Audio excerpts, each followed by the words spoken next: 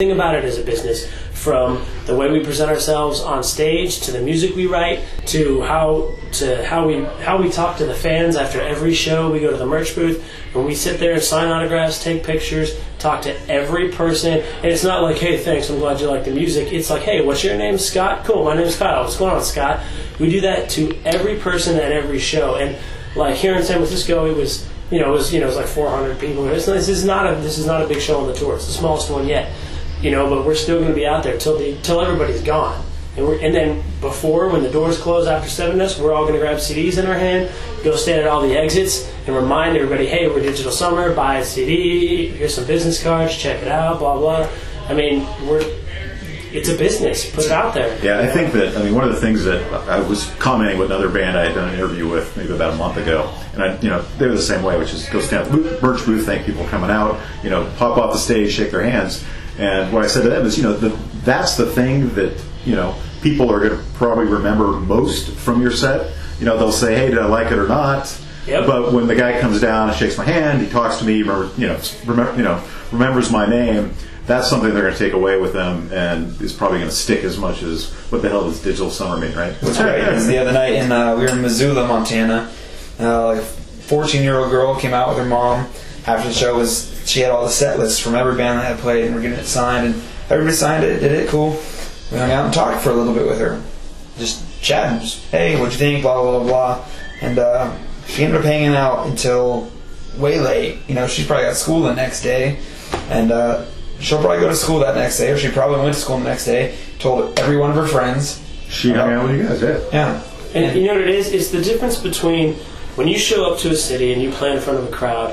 The first impression is they see who's on the bill, the band name, and maybe they look you up online. Maybe they form an impression there. The second is when they show up and you guys walk out on stage is what kind of show you put on.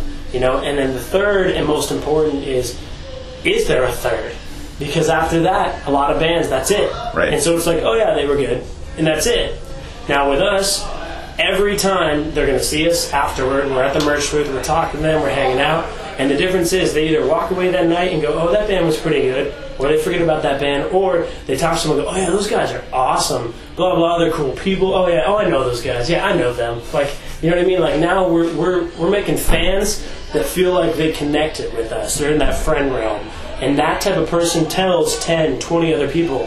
I mean, everybody we've met in all these cities knows somebody who introduced them to us. They're like, oh, yeah, my friend Rick, blah, blah, blah, or this or that. I mean, we pride ourselves in that because with all the major market media there is out there, word of mouth is still the strongest thing out there. It still is. And I'll just tell you, especially in a market like San Francisco where, in terms of like heavy rock or metal radio, it's, I think there's like one couple-hour program once a week. There. Yeah, and, actually you mentioned Satellite earlier. I've talked to other, musicians in the space, and they really view Satellite as being very much kind of a savior for a lot of the music that doesn't get played on the corporate radio. Oh, no. And XM, I gotta give a shout out. Octane and all that. Sirius has been great to us. Great. Sirius has been. They're on our third single right now. Yeah. Huge. Really? Oh, that's awesome. Yeah, they played 2 off our first album, Cause and Effect. They played Whatever It Takes, and then Disconnect. I mean, we've been in rotation Sirius for coming up on a year. I mean, it's gonna be like 2 years. Almost 2 years. 2 years. Like without being like they've been amazing to us. That's awesome. And that's without a major label. That's literally just here's the music, here's what we're doing, blah blah blah. And then I mean every city we've been to, there's people like, oh yeah, I heard you guys on Sirius or on XM, blah blah. I mean, it's been great to us, and because of that, we were able to get picked up in other markets, on radio and things. Because that's another thing, bands.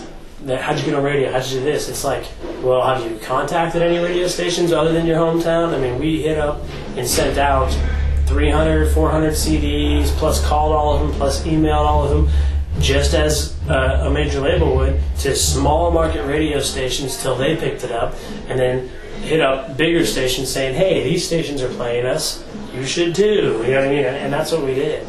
And we got lucky enough to snag some of them. Nice. So maybe shifting gears a little bit from the business side, you guys have been on tour for how many weeks now? Like 3 or 4 weeks? Since the second week in February, right? About 3 weeks. So about 3 weeks now. The internet's a great thing because I can see daily what happens to you guys. So before you left Phoenix, you mentioned your first show was in Baton Rouge. Baton Rouge. On the way there, you ran out of gas, slept on the side of the road, and got strip search. What? You pretty much summed it up right there. Summed it up. All right. Well, so what's the backstory? It was like a 15-hour period. All that happened. Well, it started with. It started with the strip search. No, it wasn't strip search really. About an hour outside of east of El Paso, roughly. Not even an hour, 45 minutes or so. Everybody's sleeping. I'm driving, and coming up to a checkpoint says everybody must stop. Blah blah blah. I'm thinking standard state checkpoint, maybe whatever. No big deal. I know we're close to Mexico, and we get to this checkpoint, and we actually pulled the bed. You didn't pick up a bunch of hitchhikers, did you? No, but we're actually we're doing this whole tour in a Denali, so we removed the back seat so people could sleep back there. Well, Kyle's in back sleeping, and I don't know how driving laws are everywhere. I'm like, well, we got a guy that's not in a seat. They could trip out about this, you know. So, right as I'm pulling up to the stop where the lady's going to step up to the window, I tell Kyle, "Hey, you gotta wake up, man. Look like you're sitting in a seat." And he's like, huh? You know, he just woke up. And first thing he sees is a lady that says Border Patrol. And I'm already talking to the lady about, she's asking me questions. And Kyle's like, "Ian, where the hell are we? Are we in Mexico?" And I see Border Patrol. I have him asking me, and we're in Mexico. I start second guessing about my driving directions. I was like, I asked the lady, "Are we in Mexico?" Between that, the dude in the back seat behind me having dreadlocks, and our bass player being Hispanic, she's like, "Pull over." No questions asked. She's like, Pull over. "What's wrong with you guys? Pull over. We're in the middle of Texas. How about we're not in Mexico?" Exactly. So we pull over, and they search the truck. They pull us all into an interrogation room. They search us. They pat us down, separate us individually. They don't let us touch. Basically, they saw a band, and they were like, "Oh, this is an easy bust." Yeah, exactly. That's pretty much what happened. But the thing about it is, we all have professional careers. Nobody in our band does any drugs. Yeah, no one. They were. It's funny. Fitz from KUPD goes. He said something. I never saw it. Ashley told me. He goes, "So Digital Summer just got strip searched by Border Patrol, blah, blah, blah." He goes, "What a disappointment. When they were looking for drugs, all they found was protein bars and NO Explode." And then so that went down. We left. Worst part about all that is we knew, fine, you guys have a job to do, search, whatever, fine, stereotype, whatever. Doesn't matter. It was cold as hell outside. We were freezing. It was like 3 in the morning. That was my biggest thing. Like, really, it's cold. Like, I don't want to be out here. That was our biggest problem with the situation. And then we woke up in the middle of nowhere in Texas because about an hour after that, I was tired. So Ben's like, "I'll drive. I'm good. I'll drive for a few hours at least." He got like an hour down the highway. It was like, everybody's sleeping. Screw it.